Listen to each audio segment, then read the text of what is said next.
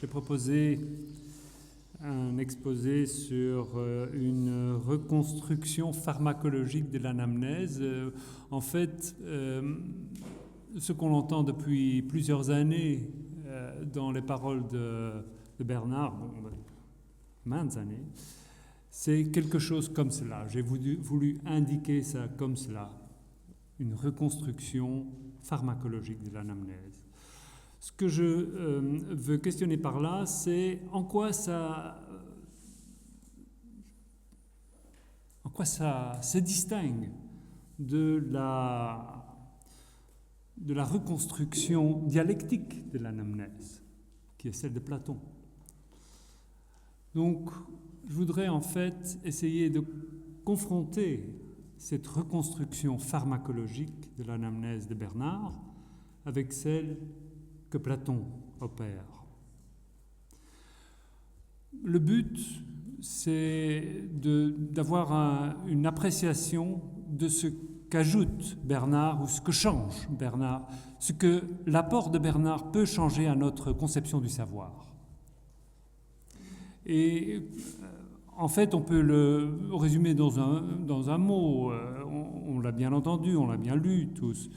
C'est la mondo-historialité dont Bernard parlait dans le premier tome de la Technique et le temps. Mais c'est aussi, et plus amplement, plus radicalement, ce qu'il annonce dans sa nouvelle critique, dans son livre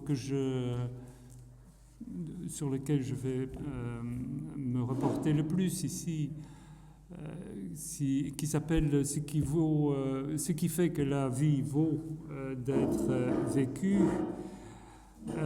où il fait un geste qui ouvre cette mondo-historialité qui est quand même un peu un concept qui ne se réfère qu'à les époques et les grandes déterminations de l'histoire. Mais dans ce livre-là,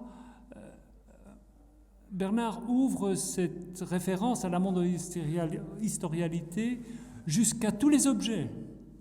En fait, tous les objets peuvent être transitionnels, il dit, et c'est ça qui serait la référence à la mondo-historialité telle qu'elle était comprise dans le premier tome de Technique et le temps. C'est vraiment un changement. Mais, enfin, une élaboration. Mais ce qui m'a inquiété, enfin, ce qui m'a occupé dans cela, c'est de savoir qu'est-ce que ça change à notre conception du savoir. Et aussi, qu'est-ce qui reste pareil. Parce que si on dit, Bernard veut ajouter la dimension mondo-historiale à l'anamnèse platonicienne. Ça implique que Platon ne parlerait pas de ce monde. Mais ce n'est pas vrai. Il le dit très bien. Il dit très bien que c'est à même le monde sensible qu'on sent qu'on est en transition, qu'on est transporté vers un monde qui n'est pas perceptible, mais c'est bien de ce monde-ci qu'il parle, qui est doublé, qui est fantomisé, qui n'est pas seulement perceptible, c'est tout. Donc la mondo-historialité, ajouter la mondo-historialité à ce savoir, c'est pas si clair que ça. Donc il faudrait savoir. Bon, donc il faudra faire la comparaison, qu'est-ce qui est pareil, qu'est-ce qui est différent chez Bernard, chez Platon. Bon, ça mènerait beaucoup trop loin, bien sûr. Il faudra donc faire des indications. Donc, bon, tous les deux parlent de la transitionnalité des corps. Ça, c'est clair, mais pour Platon, cette transitionnalité concerne un corps idéal. Pour Bernard, il s'agit de la transitionnalité de tous les corps. Un autre point important, c'est l'autonomie, l'importance de l'autonomie. Tous les deux insiste sur l'importance de l'autonomie, ne fût-ce qu'un moment d'autonomie, mais l'autonomie. Mais donc pour Platon, cette autonomie est absolue et elle est idéale, tandis que pour Bernard, elle est relative, elle est factuelle. Un autre point commun, en fait, tous les deux supposent la possibilité d'oublier la matérialité des corps. Bernard, aussi bien que Platon, insiste beaucoup sur la possibilité d'oublier les corps, d'oublier les corps, de parler à ce qui n'existe pas, de penser à ce qui n'existe pas, comme dit Bernard, mais qui consiste. Donc,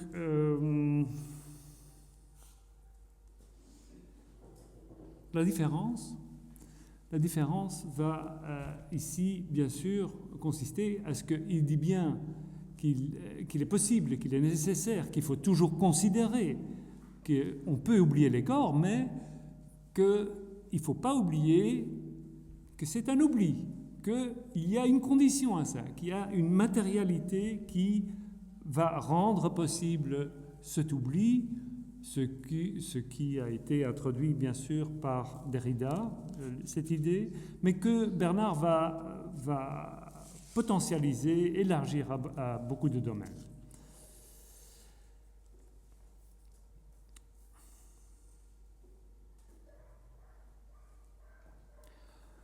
Pour le résumer en un mot, en fait, on pourrait dire s'il y a quelque chose que... Je vais l'indiquer tout simplement avec le mot qu'il introduit au début du livre de la pharmacologie. Il dit, en fait, il y a quelque chose qui est nécessaire à toute transitionnalité, et c'est ce qu'il appelle le savoir de la mer. Le savoir de la mer serait quelque chose qui est nécessaire dans toute transition. C'est ce qu'il va essayer d'ajouter à ce savoir qui est le savoir de la science, parce qu'on peut aussi dire que le platonisme, c'est finalement tout ce que les sciences ont élaboré. À cela, Bernard veut ajouter quelque chose, c'est le savoir de la mer. Bon, donc, bien sûr, pour élaborer cette discussion, il faudra donc parler de la transitionnalité et des façons dont la transitionnalité est pensée chez Platon et d'autre part chez Bernard. Il faudra, pour bien articuler cela, comprendre que la transitionnalité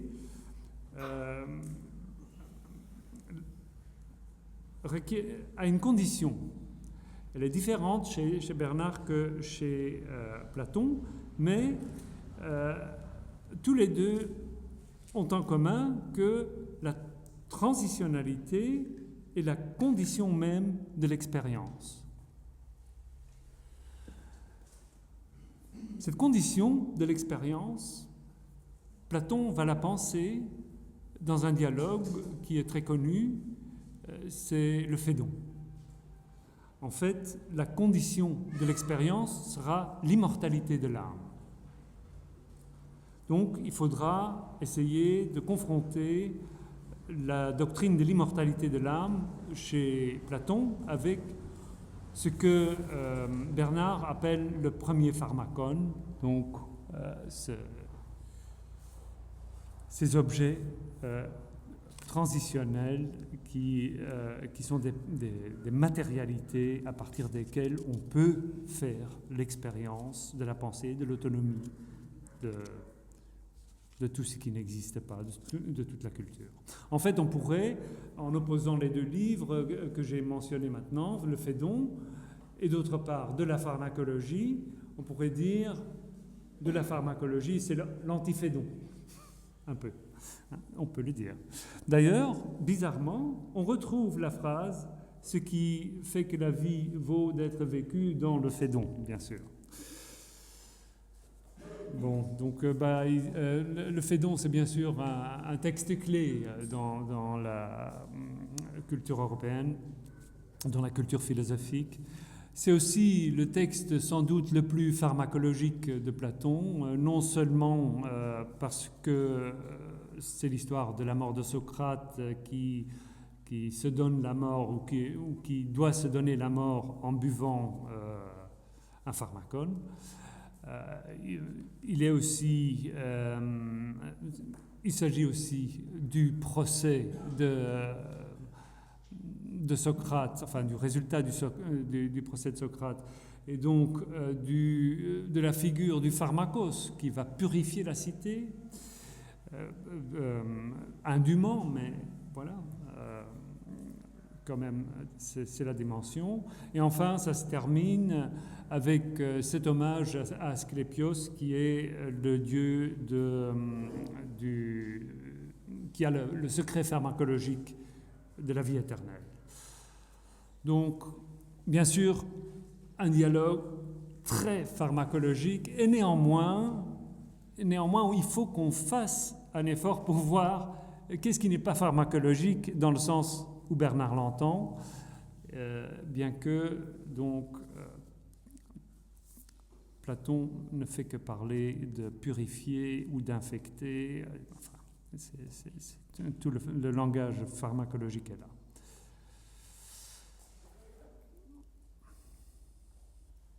Donc, bien sûr, on a en tête la première invocation de l'anamnèse dans le Ménon, la réminiscence qui va être la solution pour le problème géométrique qui va être résolu. En fait, l'hypothèse du Ménon va être répercutée dans le Phédon. Ce sera les choses en tant que telles ne sont connues que parce qu'on les a vécues avant qu'on était né. La raison à cela, simplement parce qu'on ne trouve rien à travers les sens, on ne trouve rien dans la perception qui peut nous donner quoi que ce soit de ce genre. Or, on a nettement l'impression que quelque chose comme cela existe. Les choses en tant que telles, la beauté en tant que telle, la ressemblance en tant que telle, etc. Bon, ça c'est l'anamnèse du point de vue du Ménon. Le point de vue du Phédon sera différent. En fait, tout le Phédon est concerné par le sort de Socrate. Socrate va mourir et par le dernier jour. Et bien qu'il ne veut pas faire d'état d'âme, évidemment, c'est totalement structuré par cet événement. Et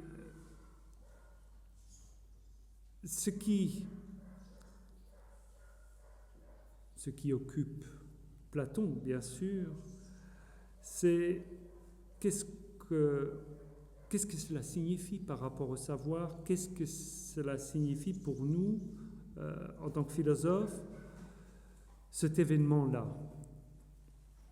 Alors, c'est une toute autre question que celle du Ménon. Ce n'est pas la question d'un problème mathématique, c'est la question qu'est-ce qui va rester d'une vie? C'est qu'est-ce qu'on va se rappeler de Socrate? Donc c'est en fait la condition de possibilité d'une anamnèse qu'il était en train de construire.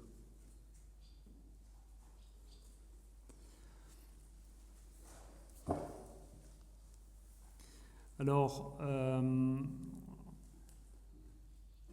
il s'agit de la mort de Socrate, Et il s'agit de se demander, la mort, qu'est-ce que c'est?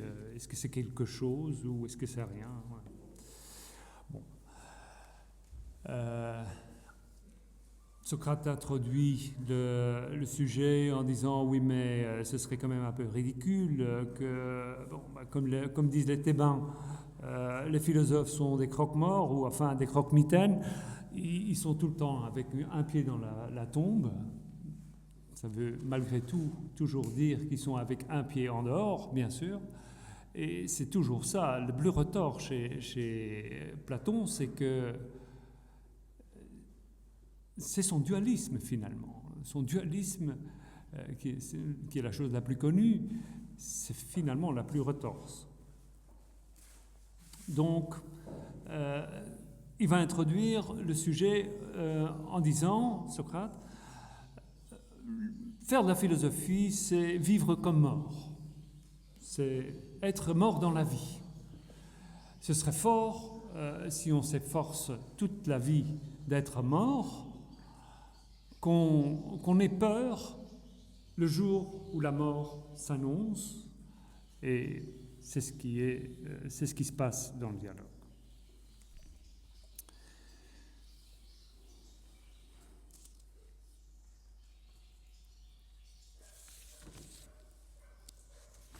En fait, cette vie comme mort, c'est une expression très bizarre.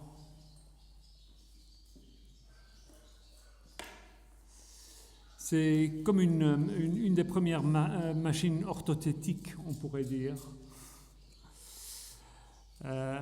C'est en fait une détermination qui, à chaque fois, revient à l'identique. Et en même temps, elle implique une certaine césure par rapport à la sensibilité. La vie comme mort se rapporte à quelque chose qui n'est pas sensible. En même temps, elle reste dans la vie. C'est une modalité de la vie. Seulement, évidemment, en restant une modalité de la vie, elle va changer cette vie. C'est en fait le concept de vie qui va changer. Et c'est comme cela, évidemment, que la vie va pouvoir être immortelle. Bon, on ne peut pas reprendre tout le fil, bien sûr, du Phédon, je vais le résumer. En fait, il procède en différentes étapes, avec différentes thèses et donc avec différentes preuves de l'immortalité de l'âme. La première preuve sera, en fait, moi je vais pas donner les preuves parce que ça mènerait trop loin, je vais dire les thèses. La première thèse, c'est les contraires s'appellent. Donc, s'il y a une vie, il y a une mort. S'il y a la mort, il y a la vie. Et les deux s'appellent.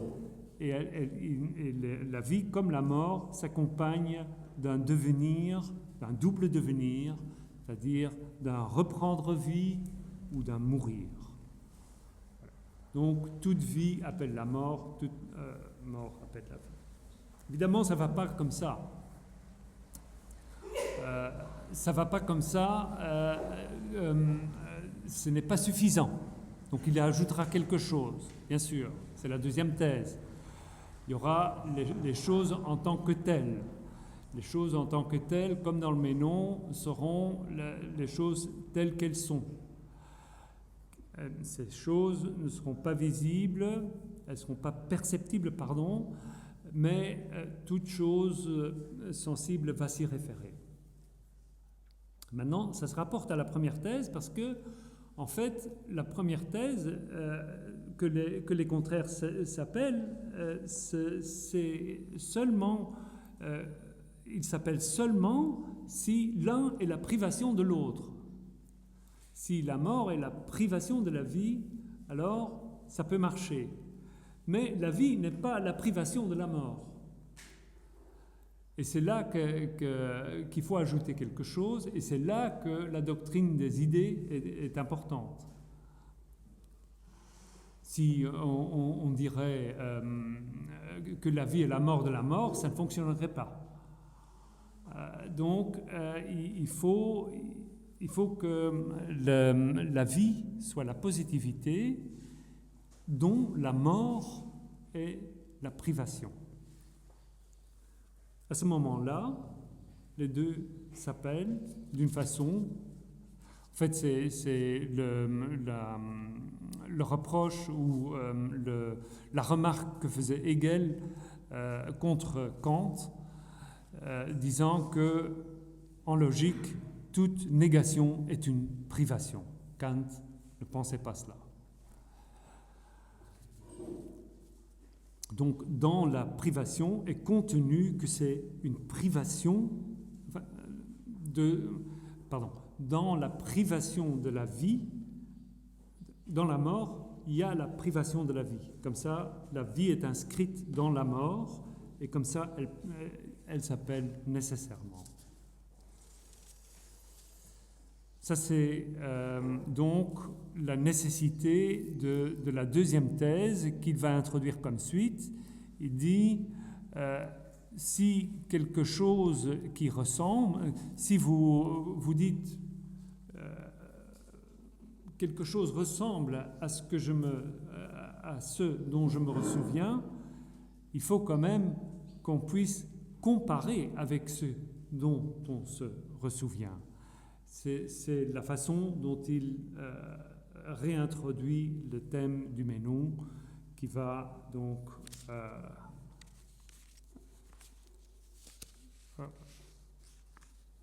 référer toutes les perceptions sensibles aux réminiscences des choses telles qu'elles sont en elles-mêmes. Bon, dans ce passage, ce qui est important, dans le passage que je viens de paraphraser, c'est pas vraiment cité, hein, je peux le citer, mais quand c'est à partir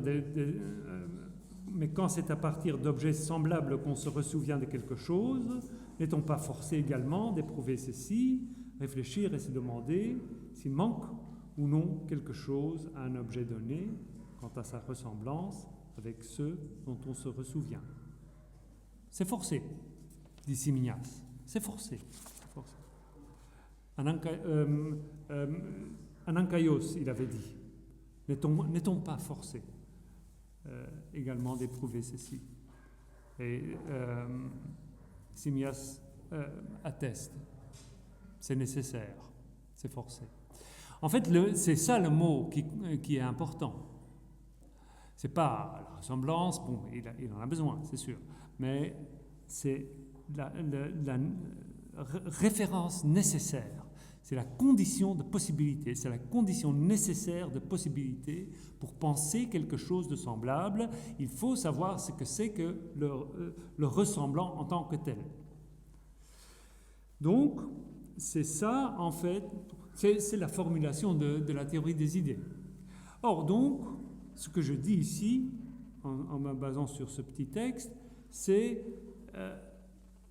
que la doctrine des idées, c'est en effet une doctrine qui introduit une référence nécessaire, c'est mieux dit, une référence aux conditions nécessaires de possibilité des choses en tant que telles. Non, voilà, bon, vous aurez compris. Donc, ces conditions de possibilité seront en fait la base de toute la science. Et lorsque Platon va parler de transition, il parlera toujours de la transition vers ces conditions de possibilité, vers ces choses nécessaires. Et lorsque Socrate ne va pas se rebiffer contre son jugement, le verdict injuste qui lui incombe, c'est en vertu de ça, mais bizarrement, c'est parce qu'il respecte la nécessité d'une loi pour le vivre ensemble, d'une loi, du respect pour une loi dans le vivre ensemble, qu'il respecte le verdict arbitraire qui lui incombe. Mais en respectant ce verdict arbitraire, il ne respecte pas du tout ses juges, il respecte la nécessité de la loi, c'est tout. Donc, en fait, en respectant cette loi nécessaire qui règle la vie et la mort dans la cité, il respecte en fait un corps, un concept, un savoir orthothétique, un savoir qui va se répéter partout, qui peut se répéter partout, qui vaut pour tout le monde dans toutes les circonstances. On dirait, avec Bernard, c'est un corps grammatisé, c'est un corps de loi grammatisé qui respecte, un corpus grammatisé.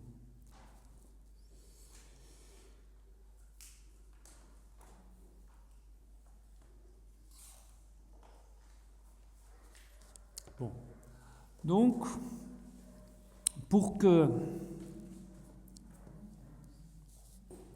la transition soit possible, il faut respecter les idéalités.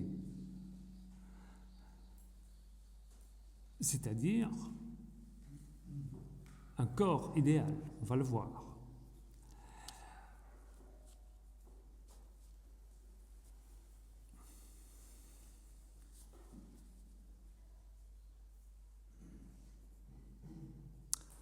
Qu'est-ce qu'une condition nécessaire de possibilité en général?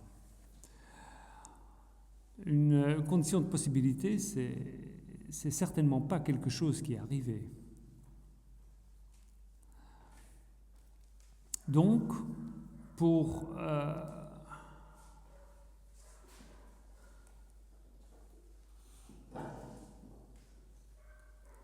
éprouver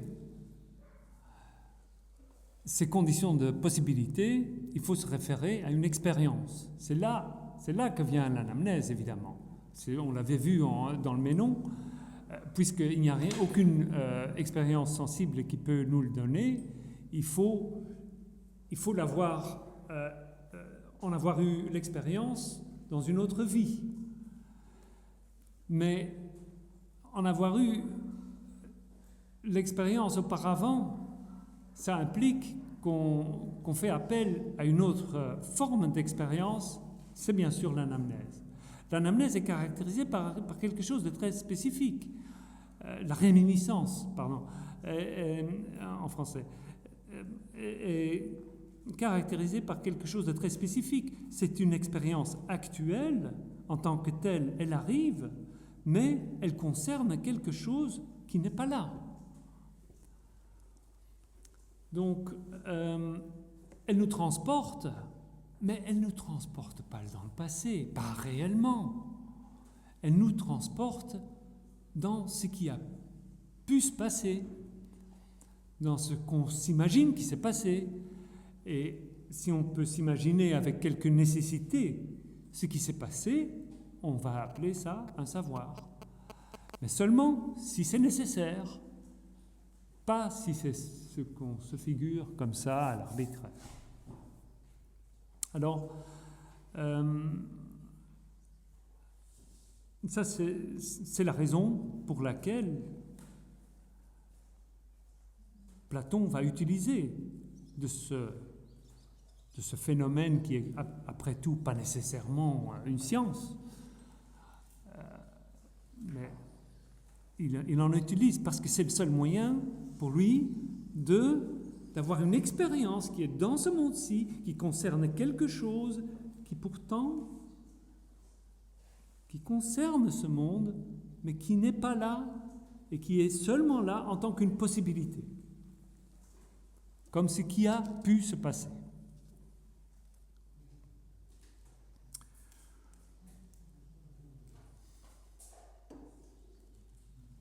Mais là, il faut qu'on creuse un peu l'articulation entre ce qui est possible et ce qui arrive. Ce qui arrive dans l'anamnèse, c'est le possible. Mais comment est-ce que le possible peut arriver et rester possible? Parce que ce qui est arrivé, ce n'est plus possible, c'est réel. Donc, pour que le possible soit possible, il doit arriver, mais en même temps, c'est délicat.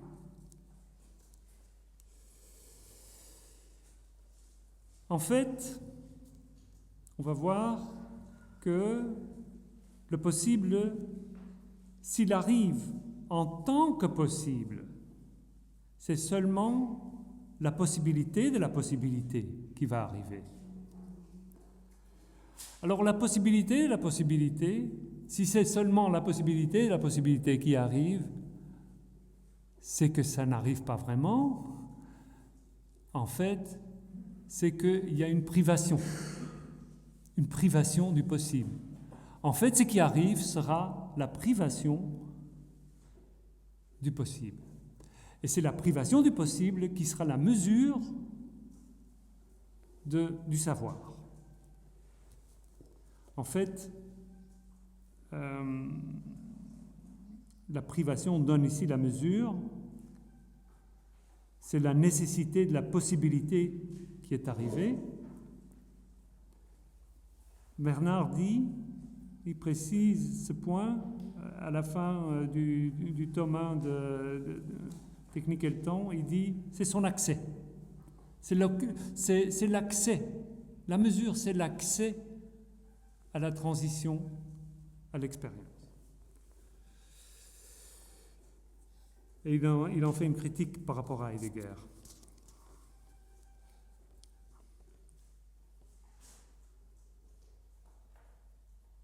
Donc cette privation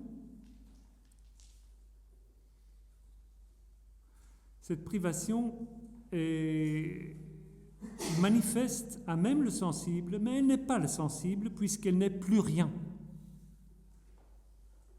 Elle n'est plus rien parce qu'elle est arrivée. C'est pour cela qu'on a besoin de la mémoire pour la comprendre. Dans la mémoire, elle reste le possible. Le sensible qui arrive est en vérité la trace nécessaire de ce qui rend possible. Une trace qui n'est pas rien, mais comme trace, elle est seulement le souvenir de la nécessité de ce qu'elle n'est plus. Et évidemment, c'est ici que tout l'apport de Derrida va potentialiser la démarche de Bernard, qui va faire exploser cette trace jusqu'à contenir tous les objets.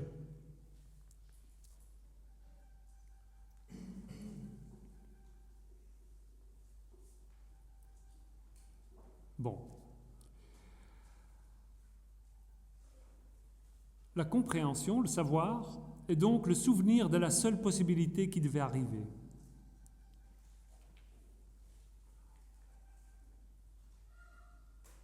La seule possibilité qui devait arriver, c'est la possibilité qui était nécessaire.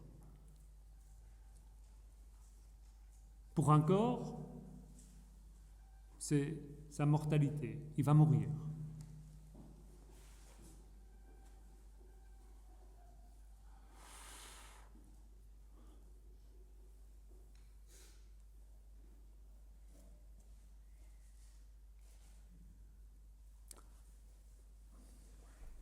Bon, maintenant, évidemment, il faut, pour que cette nécessité, pour que ce savoir se réalise, il faut que, ça y est, une assise. L'assise de cette possibilité qui est contenue dans la réminiscence, ce sera l'âme. L'âme est la possibilité de se ressouvenir des choses en tant que telles. L'âme, c'est aussi seulement la possibilité d'un corps d'être animé. Donc l'âme est bien sûr la possibilité de la réminiscence des choses en tant que telles, mais l'âme, c'est toujours l'âme d'un corps. Donc c'est l'âme de quelque chose qui sera animé. Maintenant, pour que cette chose soit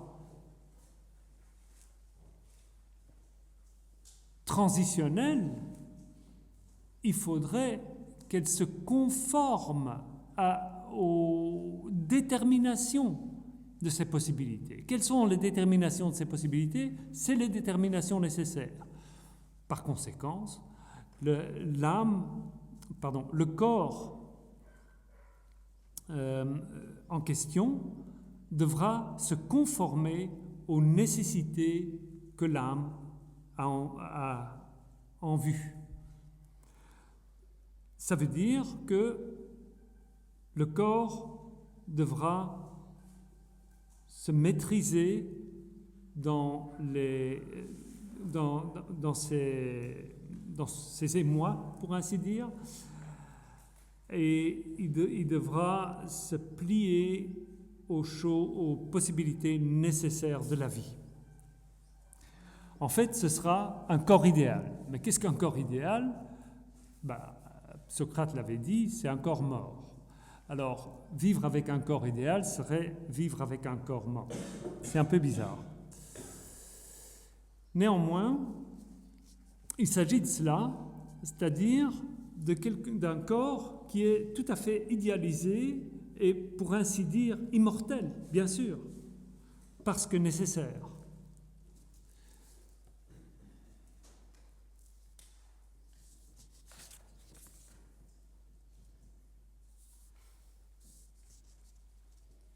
C'est un corps dont tout le monde pourrait faire l'expérience, bien sûr. Et pour autant qu'on parle de Socrate, par exemple, c'est un corps qu'on décrit dans des mots comme être membre de la cité, être un homme, être lié matrimonialement, être lié de parenté, avoir été engagé dans un conflit armé, prendre part à la vie publique, être poursuivi par la justice, être condamné à mort. Bon, quelques déterminations de ce corps, quelques déterminations orthothétiques, on peut les répéter, on les comprend, on les sait, on les a lues dans Platon, et tout le monde sait qu'il s'agit de Socrate, mais il pourrait s'agir de beaucoup d'autres personnes, bien sûr.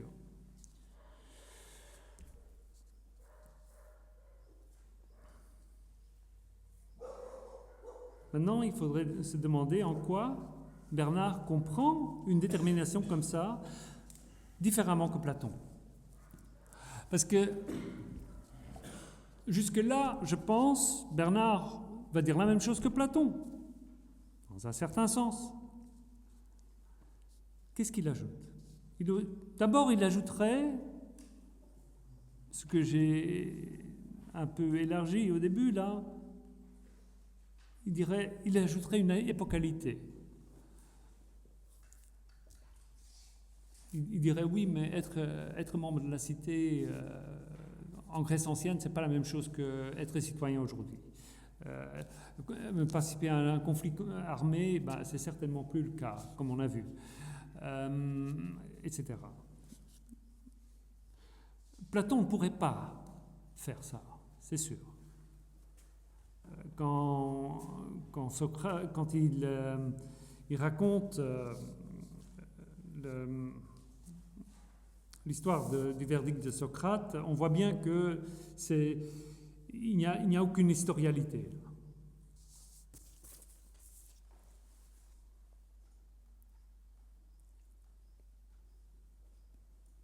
Donc, on pourrait dire, si pour Platon, l'histoire de la mort de Socrate désigne et explique, signifie et démontre l'autonomie de l'esprit par rapport au corps, et on peut dire, je pense que vous avez tous lu le Phédon, Platon insiste avec une force incroyable sur cette cette lutte avec le corps, et cette déliaison qu'il veut absolument établir, déliaison qui implique liaison, bien sûr. Donc, c'est vraiment une lutte, c'est une frustration, c'est une discipline. Donc, c'est une autonomie comme discipline. Pour Platon, ça c'est ce que signifie cet exemple de Socrate. Pour Bernard, c'est une histoire. Et ça veut dire, une histoire, ça veut dire que, en fait, cette autonomie qu'il réitère, qu'il répète, bien sûr, tout le temps, ne se sépare pas d'une historicité, ne peut pas se séparer d'une historicité. J'insiste trop, c'est trop simple.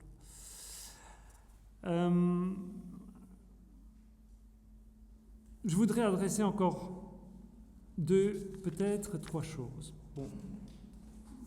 En tout cas, la différence de la perfection chez Platon et chez Bernard. Pour Platon, il faut la perfection pour atteindre la vérité et oublier le corps. Pour Bernard, au contraire, le perfectionnement est factuel et historique, et l'idée de la vérité doit le prendre en compte.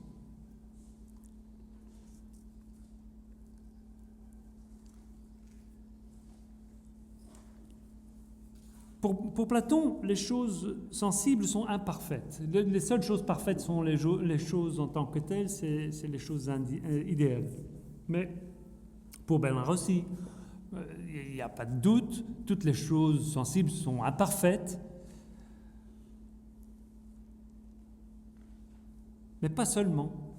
Elles ne sont pas seulement imparfaites, et ça a son importance, et c'est même peut-être l'origine de l'importance.